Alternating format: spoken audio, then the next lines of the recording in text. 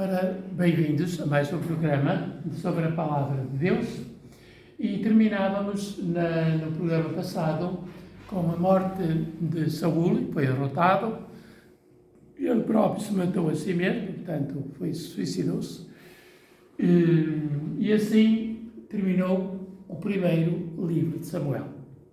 E dizíamos nessa última sessão que todo o primeiro livro de Samuel está dedicado à personagem de Samuel, à pessoa de Samuel, que morre de facto da narrativa do primeiro livro, e durante este primeiro livro também morre Saúl e derrotado, e portanto estes dois personagens desaparecem do palco onde se resolam a narrativa destes dois livros. Desaparece-nos Samuel, desaparece-nos Saúl. Então agora no palco, no nosso palco da história dos livros de Samuel, aparece-nos apenas um personagem, com o seu desenrolar na história já de uma monarquia organizada, mais organizada que no tempo de Saúl. No tempo de Saúl, a monarquia tem ali um rival, há uma luta entre Saúl e David e Saúl. Então é sempre a luta entre o norte e o sul, a tribo do norte, a tribo do sul. As tribos do norte contra a tribo de Judá do sul.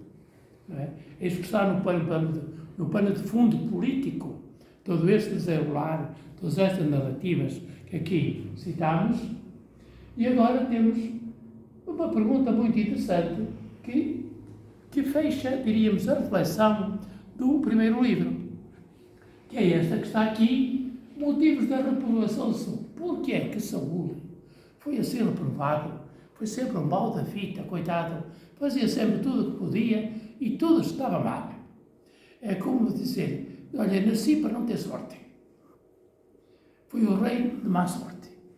Nunca teve paz, nunca teve sossego, tudo o que fazia estava mal feito. Sempre reprovado, coitado. Até ao lermos esta história, eu até fico com pena de Saúl. Porque é que ele está assim? Ora bem, eu já expliquei mais ou menos que este porquê do Saúl tão sempre reprovado. Porquê? Motivos da política tribal e étnica que já dissemos, do norte e do sul. Vejam nos programas anteriores o mapa daquela fronteira que separa tribos do norte e tribos do sul. As tribos do norte nunca conviveram bem com as do sul, apesar do pacto ter sido com estes 24. Haver a separação depois de Salomão e formou-se o reino de Judá e Israel, tinham de origens diferentes. Aquelas tribos nunca conviveram bem. Reparem que se vocês forem ver, no tempo de Jesus, nunca notaram bem entre os galileus e os judeus. Nota-se isso nos evangelhos. Os de Jerusalém, aqueles santarrões, passa a expressão, aqueles religiosos do templo, os fariseus e os doutores da lei, sempre estiveram contra os galileus. Os galileus são para lá um povo meio pagão, meio coisa e tal. Não são bem religiosos como nós, não são praticantes como nós. Vemos aqui perto da igreja que eles são os pecadores desgraçados, são os pagãos, são isso, são aquilo. É um pouco aquilo que acontece hoje. Não pensem que isto era só naquele tempo, não é? Nós hoje, às vezes, dentro da igreja, também temos críticas um bocadinho semelhantes, não é? Aqueles não vão à missa, aqueles não são dos nossos, aqueles são pagãos, não é? Às vezes não é bem assim, não é? Notamos que às vezes eles são um bocadinho melhores em certos aspectos que nós, não é? Temos de ter cuidado nestas comparações. Só Deus é que sabe. Bom, ali também era a política. Portanto, a política. E depois a última redação dessas traduções. Melhor, tudo isto, a última redação foi feita no sul. Os livros foram feitos no sul.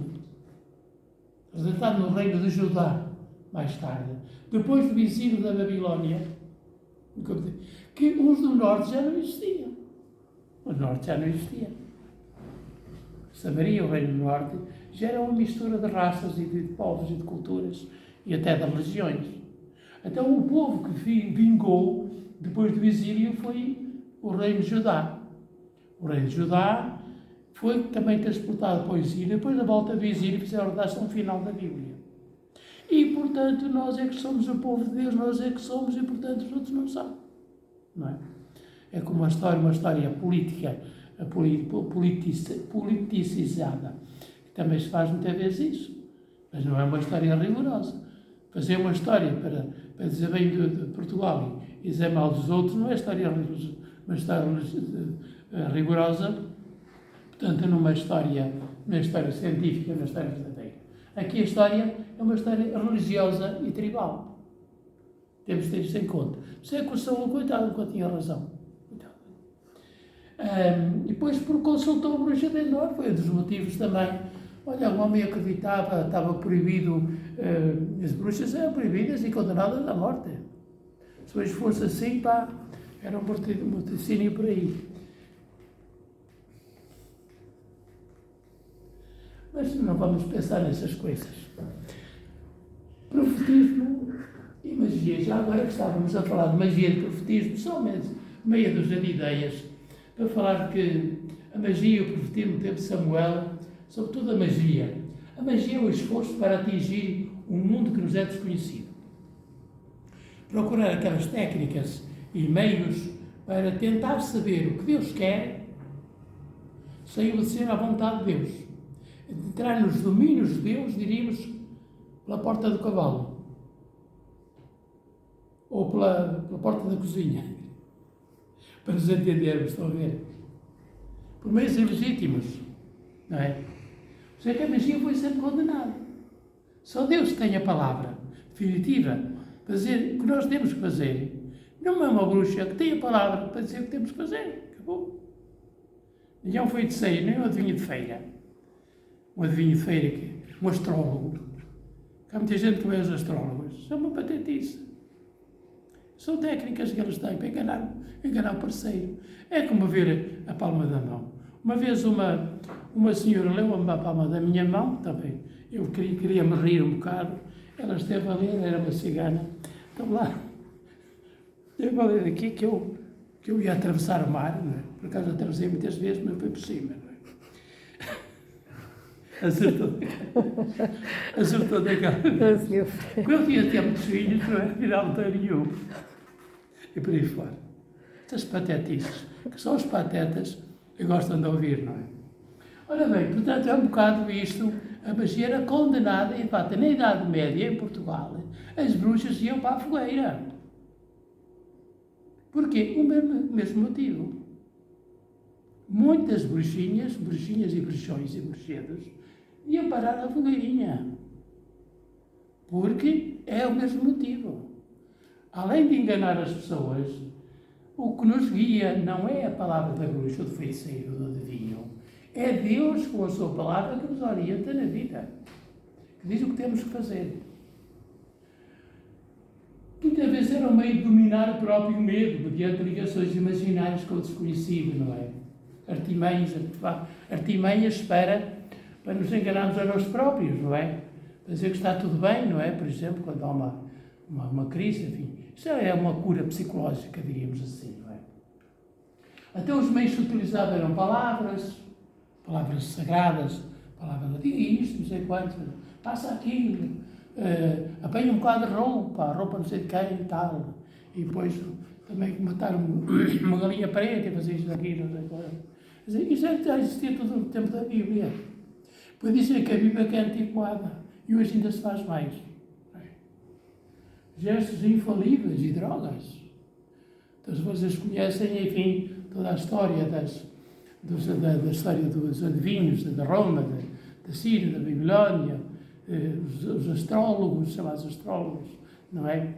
Que são diferentes astrónomos, não é? Os chamados magos também, de adivinhações. Tudo isto está cheio, toda a história da humanidade está cheia disto, não é? Não é só na Bíblia. Então é de uma concorrência legítima com a palavra de Deus.